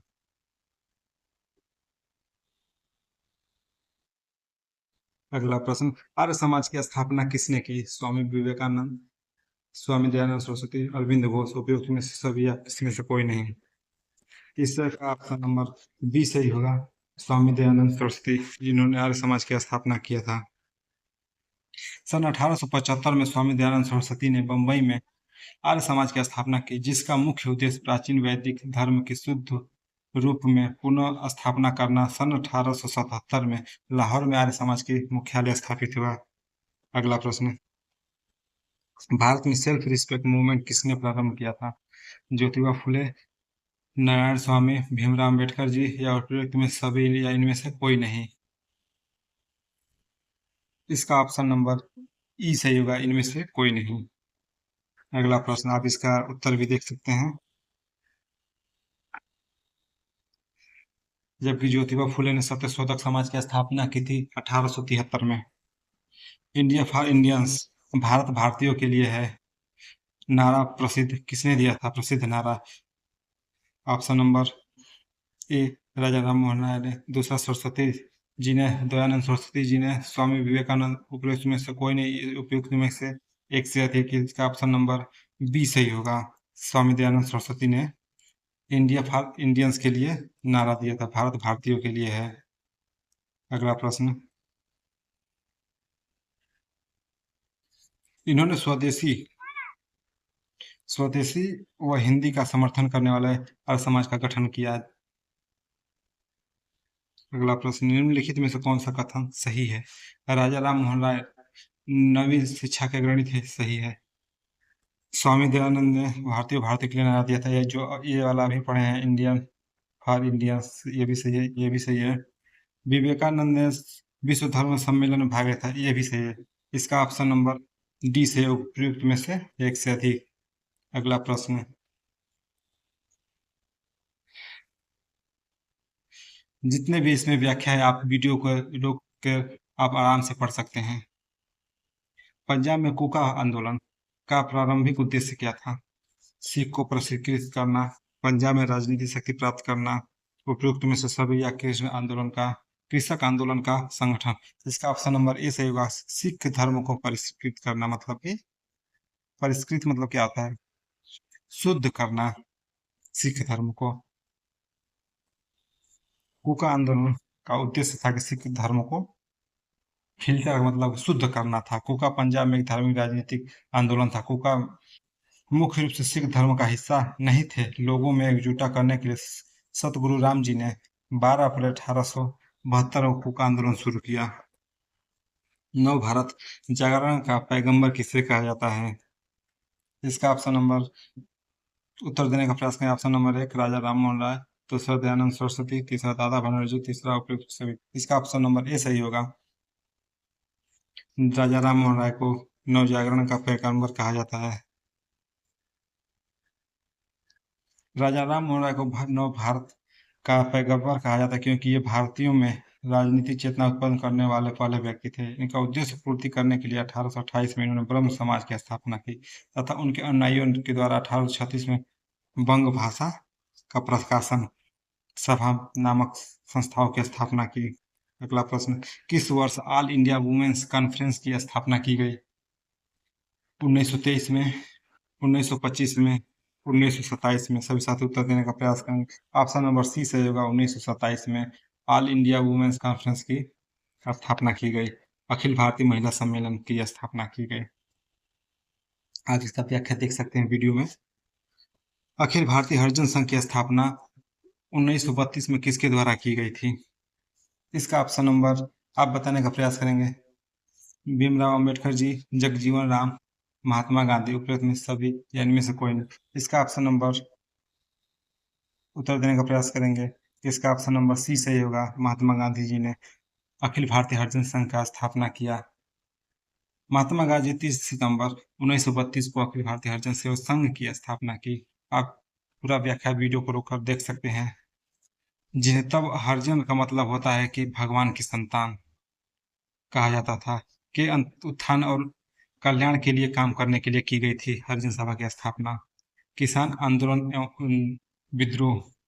ऑल इंडिया किसान सभा के अधिवेशन कौन थे? ऑल इंडिया किसान सभा के पहले अधिवेशन में कौन अध्यक्ष थे? सहजानंद सरस्वती, नरेंद्र देव, उपयुक्त में से कोई नहीं, संपूर्णानंद? इसका ऑप्शन नंबर बी से होगा, सहजानंद, जो कि ऑल इंडिया किसान सभा के पहले अधिवेशन के अध्यक्ष थे। तो आप इसकी व्याख्या देख सकते हैं नीचे। अगला प्रश्न, बंकिम चंद्र चट्टोपाध्याय के आनंद मठ में किस विद्रोह का उल्लेख किया गया है? इसका ऑप्शन नंबर ए से होगा, सन्यासी। आई होप आपको वीडियो पसंद आया होगा। गांधी जी को विशेष रूप से चंपारण आने और वहां के कृषकों की दयनीय स्थिति को देखने हेतु किसने अनुग्रह किया था? ऑप्शन नंबर एक, ब्रिज किशोर प्रसाद, दूसरा राजकुमार शुक्ल, तीसरा सुखराम गणेश, उपरोक्त में से सभी या कोई नहीं? इसका ऑप्शन नंबर बी सही होगा, राजकुमार शुक्ल, जो कि गांधी जी को बिहार में चंपारण जिला में आने का अनुग्रह किया था, जो कि 31वें सम्मेलन लखनऊ अधिवेशन में मिले थे। आप प्रश्न नंबर अगला, ये आपका प्रश्न 2023 में पूछा था 3 बार, 2.0 में, 2.0 में, सेकंड शिफ्ट में, फर्स्ट शिफ्ट में और बीपीएससी स्कूल टीचर में भी ये प्रश्न आए थे।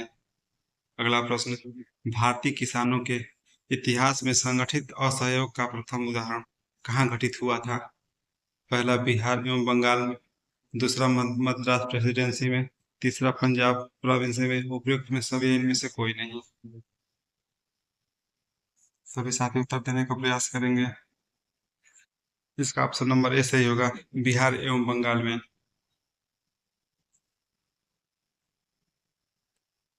ये भी प्रश्न बीपीएससी टीचर स्कूल वाला में आया है 2023 में, थर्ड पेपर में। ये सूचिका और सूचिका से मिलान, ये डायरेक्ट हमने आपके लिए ही ला दिया है। नील के पौधे लगाने वालों की आंदोलन चंपारण में हुआ था, और खेतिहर सत्याग्रह खेड़ा में हुआ था, कपास मिल मजदूरों का आंदोलन अहमदाबाद में हुआ था। अगला प्रश्न, चंपारण नील आंदोलन के दौरान महात्मा गांधी के साथ कौन थे? नरहरि प्रसाद पाखिर, महादेव देसाई, अब्दुल बारी, उपयुक्त में से सभी या इनमें से कोई नहीं? इसका ऑप्शन नंबर डी सही होगा, उपयुक्त में से एक से अधिक। अगला प्रश्न, ये जितने भी प्रश्न हम का सभी को करा रहे हैं, ये सभी प्रीवियस ईयर के प्रश्न हैं जो आपको परीक्षा में बहुत महत्वपूर्ण है। निम्नलिखित आंदोलन में से किसका सरदार वल्लभ भाई पटेल द्वारा नेतृत्व किया गया था और वह सफल भी रहा? खेतिहरों के लिए समर्थन में सत्याग्रह, और गुजरात में कपास मिलों के कर्मचारियों का सत्याग्रह, अहमदाबाद गुजरात में बारडोली सत्याग्रह। इसका ऑप्शन नंबर तीसरा सही होगा बरदौली सत्याग्रह, जो कि गुजरात में हुआ था, जो कि इनका आंदोलन तथा सफल भी हुआ। अगला प्रश्न, 1918 के किस महीने में चंपारण कृषि कानून यूरोपियन नील बागान के स्वामी के विरुद्ध पारित हुआ था? सभी साथी उत्तर देने का इसका प्रयास करेंगे।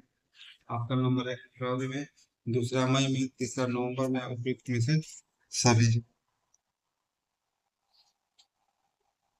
इसका ऑप्शन नंबर, इनमें से कोई, ऑप्शन नंबर डी सही, ई सही होगा, इनमें से कोई नहीं। 1918 के महीने में चंपारण कृषि कानून यूरोपीय नील बागान के विरुद्ध स्वामी का विरोध हुआ था। ये विरोध 1917 में हुआ था। कितने में? 1917 में हुआ था। अगला प्रश्न, 1917 में चंपारण सत्याग्रह के दौरान भारत में गांधी जी के जीवन पर पहले ज्ञात प्रयास का पीछे कौन था? ज्ञात प्रयास का मतलब है मारना। इसका ऑप्शन नंबर सी सही होगा, इरविन, जो कि खाने पर गांधी जी को बुलाया था और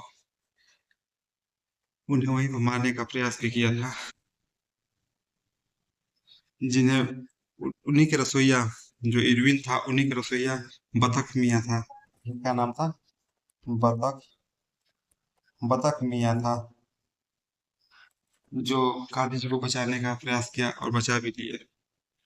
अगला प्रश्न, बिहार के क्रांतिकारी किसान नेता थे? राजकुमार शुक्ल, स्वामी सहजानंद सरस्वती, तीसरा राजेंद्र प्रसाद, चौथा उपयुक्त में से सभी या इनमें से कोई नहीं। सभी साथी उत्तर देने का प्रयास करेंगे। इसका ऑप्शन नंबर 20 सही होगा, स्वामी सहजानंद, जो कि बिहार के क्रांतिकारी किसान नेता थे। अगला प्रश्न, 1876 में इंडियन एसोसिएशन की स्थापना किसने की थी? सभी साथी उत्तर देने का प्रयास करेंगे। 1878 में इंडियन एसोसिएशन की स्थापना किसने की? इसका ऑप्शन नंबर आप बताने का प्रयास करेंगे।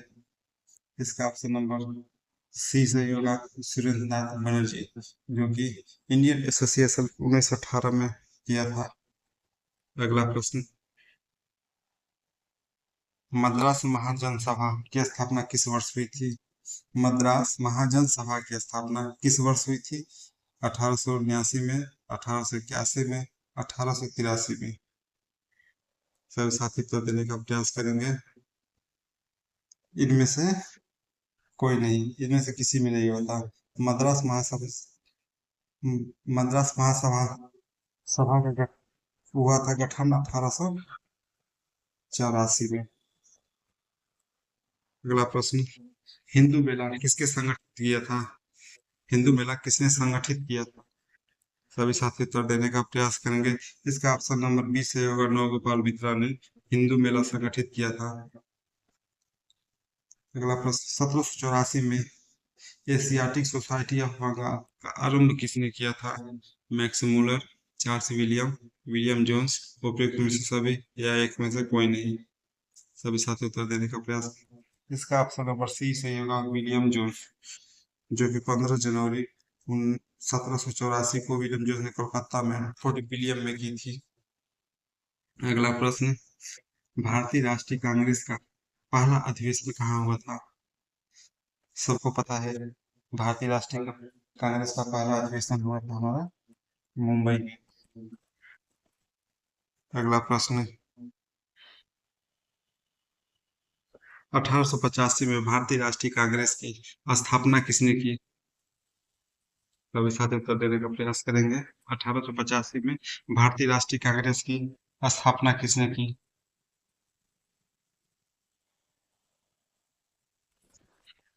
इनमें से कोई नहीं। इसकी स्थापना किसने की थी? एयू ह्यू, एयू ह्यू ने भारतीय राष्ट्रीय कांग्रेस की स्थापना की थी 1885 में। अगला प्रश्न, भारतीय राष्ट्रीय कांग्रेस की प्रथम महिला अध्यक्ष कौन थी? भारतीय राष्ट्रीय कांग्रेस की प्रथम महिला अध्यक्ष कौन थी? इसका ऑप्शन नंबर बी सही होगा। एनी बेसेंट, जो कि भारतीय राष्ट्रीय कांग्रेस की पहली महिला अध्यक्ष थी। अगला प्रश्न, 1912 में पटना में होने वाले भारतीय राष्ट्रीय कांग्रेस के अधिवेशन के अध्यक्ष कौन थे? 1912 में।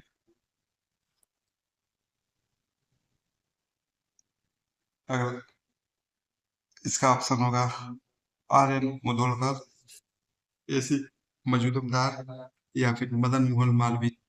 इसका ऑप्शन नंबर ए सही होगा, आर एन मुधोलकर, जो कि 1912 में पटना में होने। अगला प्रश्न, लखनऊ समझौता हुआ था 1915 में, 1916 में, 1917 में, उपयुक्त में से एक से अधिक या इनमें से कोई नहीं। इसका ऑप्शन नंबर बी सही होगा। 1916 में लखनऊ समझौता हुआ था। मुस्लिम और इंडियन नेशनल कांग्रेस और मुस्लिम के संयुक्त दोनों दलों के बीच ये समझौता हुआ था। अगला प्रश्न, भारतीय राष्ट्रीय कांग्रेस का गया अधिवेशन किस वर्ष हुआ था? 1922 में, 1933 में, या फिर 1946 में? सभी साथी उत्तर देने का प्रयास करेंगे। इसका ऑप्शन नंबर ए सही होगा, 1922 में, जो कि भारतीय राष्ट्रीय कांग्रेस में गया अधिवेशन हुआ था, जिसकी अध्यक्षता सी आर दास ने किया था। अगला प्रश्न, 1922 में आयोजित भारतीय राष्ट्रीय कांग्रेस के गया अधिवेशन के अध्यक्ष कौन थे? वही फिर से ऑप्शन वही प्रश्न फिर से आ गया। देखिए, बार बार ये प्रश्न पूछता रहता है, हमेशा ये बार बार रिपीटेड क्वेश्चन है जो कि प्रीवियस में पूछे गए विगत वर्षों में। इसका ऑप्शन नंबर ए सही होगा, चितरंजन दास, जो कि अभी पिछले प्रश्न को कराए यही वाला। अगला प्रश्न, भारतीय राष्ट्रीय कांग्रेस का किस अधिवेशन में चंपारण समस्या चर्चा का विषय बना? कलकत्ता, पटना, या रामगढ़? इसका ऑप्शन नंबर ई सही होगा, इनमें से कोई नहीं। चंपारण दंगों के एक नेता जी थे, जो कि जिनका नाम क्या था?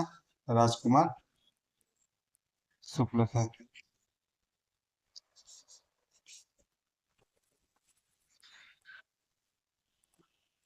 जो कि 1916 में कांग्रेस के लखनऊ अधिवेशन में गांधी से मुलाकात की और इंडिगो उत्पादक की शिकायतों की।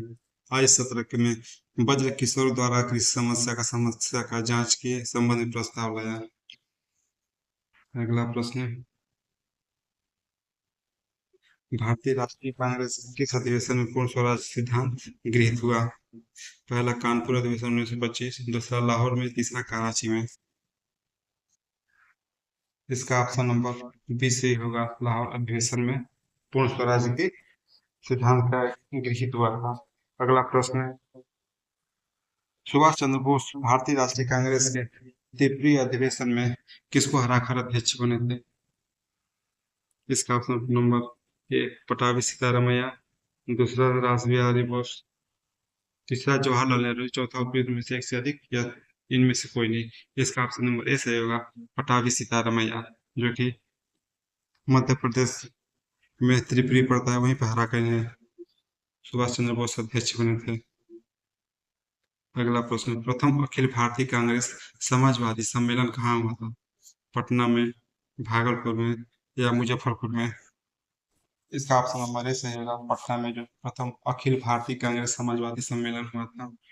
अगला प्रश्न, बंगाल विभाजन 16 अक्टूबर 1905 को किस दिवस के रूप में मनाया जाता है? इसका ऑप्शन नंबर सी सही होगा, शोक दिवस के रूप में मनाया जाता है। अगला प्रश्न,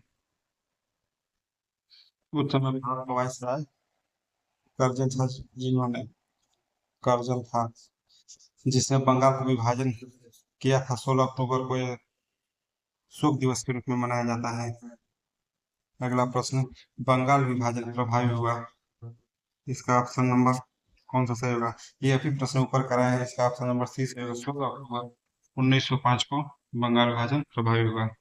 अगला प्रश्न, प्रथम बार संघर्ष के तरीकों के रूप में स्वदेशी एवं बहिष्कार भारत में कब अपनाया गया था? पहला बंगाल विभाजन, होम रूल आंदोलन, असहयोग आंदोलन, उपयुक्त में से एक से अधिक? इसका ऑप्शन नंबर ए सही होगा। बंगाल विभाजन में स्वदेशी और बहिष्कार भारत में अपनाया गया था। अगला प्रश्न, बंगलार माटी बंगलार जल के लेखक कौन थे? जो मूल रूप से 1905 में लॉर्ड कर्जन द्वारा बंगाल के विभाजन के खिलाफ एक विरोध गीत था और जिसके लिए पश्चिम बंगाल विधानसभा में हाल ही में नए राष्ट्रगान के रूप में प्रस्तावित किया गया। इसके लेखक रविन्द्रनाथ टैगोर जी हैं, जो कि बंगाल के भी इन्होंने लिखा था। बंगाल और माटी बंगलार जल। अगला प्रश्न, बंगाल विभाजन को रद्द किसके समय किया गया था? लॉर्ड मिंटो के द्वारा, लॉर्ड हार्डिंग या कर्जन? इसका ऑप्शन नंबर बी सही होगा। लॉर्ड हार्डिंग के समय बंगाल विभाजन को अलग किया गया था 1911 में। उसी समय दिल्ली के दरबार में राजा जॉर्ज पंचम पंचम आए थे, उनको मैरी आए थे, जिन्होंने बंगाल विभाजन को रद्द कर दिया। अगला प्रश्न, ब्रिटिश शासनकाल के दौरान दिल्ली की राजधानी की नींव किसने रखी थी? रानी एलिजाबेथ, किंग जॉर्ज पंचम, रानी विक्टोरिया, इनमें से कोई नहीं या उपयुक्त में से सभी? इसका ऑप्शन नंबर बी सही होगा, जॉर्ज पंचम, जो कि पिछले प्रश्न में हमने करवाया है। आप देख सकते हैं बीपीएससी टीआई 3.0 जुलाई 2024 में पूछा गया। ये जितने भी प्रश्न हम करा रहे हैं आप सभी लोगों को, ये सब प्रीवियस ईयर के हैं प्रश्न, जो कि दानिश सर के बुक प्रकाशन से हम लिए हैं। ये सब प्रीवियस ईयर प्रश्न हैं। ऑल इंडिया मुस्लिम लीग ने किस वर्ष अलग पाकिस्तान की मांग का प्रस्ताव रखा? ऑप्शन नंबर एक 22 दिसंबर 1939, दूसरा 23 मार्च 1940, तीसरा 8 अगस्त 1940। उपयुक्त में से सभी, यानी में से कोई नहीं। ये प्रश्न टीआई 2.0 में पूछा है। ऑप्शन नंबर बी सही होगा, 23 मार्च 1940 को लाहौर अधिवेशन में भारत से पृथक पाकिस्तान राज्यों की मांग का प्रस्ताव रखा गया था। अगला प्रश्न, 1915 में होम रूल लीग प्रारंभ किसने किया था? 1915 में होम रूल लीग किसने प्रारंभ किया था? इसका ऑप्शन नंबर ई सही होगा, इनमें से किसी ने नहीं।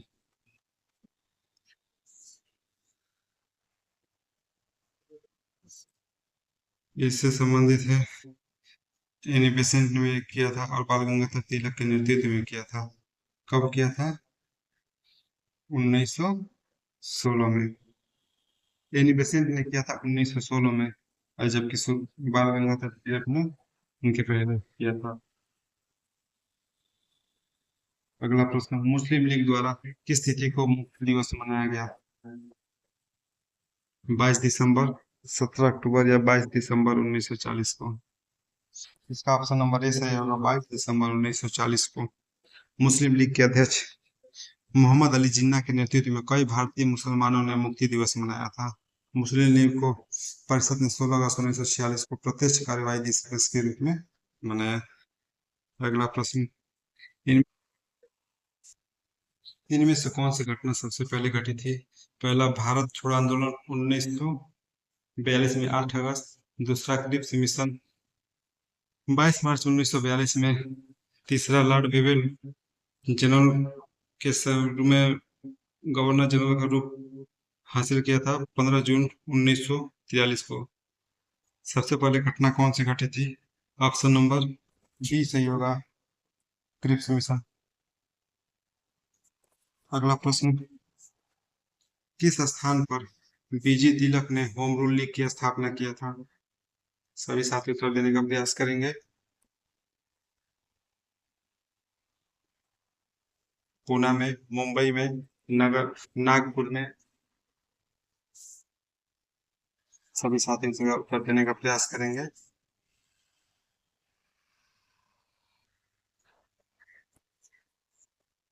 इसका ऑप्शन नंबर ए सही होगा, पूना में। बाल गंगाधर तिलक ने होम रूल की स्थापना 1916 में की थी, पुणे में।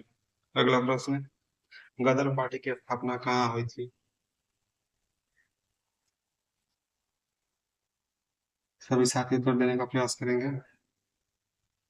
इसका ऑप्शन नंबर 30 सही होगा, संयुक्त राज्य अमेरिका। गदर पार्टी की स्थापना हुई थी सैन फ्रांसिस्को के एस्टोरियो में। कितने में? 1913 में। अध्यक्ष, इसके अध्यक्ष थे सोहन सोहन सिंह भाखना। अगला प्रश्न, किसने 1913 में अनुशीलन समिति की एक शाखा का स्थापना पटना में किया? सचिन नाथ सन्याल, बंकिम चंद्र मित्र, रघुवीर सिंह, उपयुक्त में से सभी। इसका ऑप्शन नंबर ए सही होगा, सचिंद्र नाथ सन्याल ने अनुशीलन समिति की स्थापना की।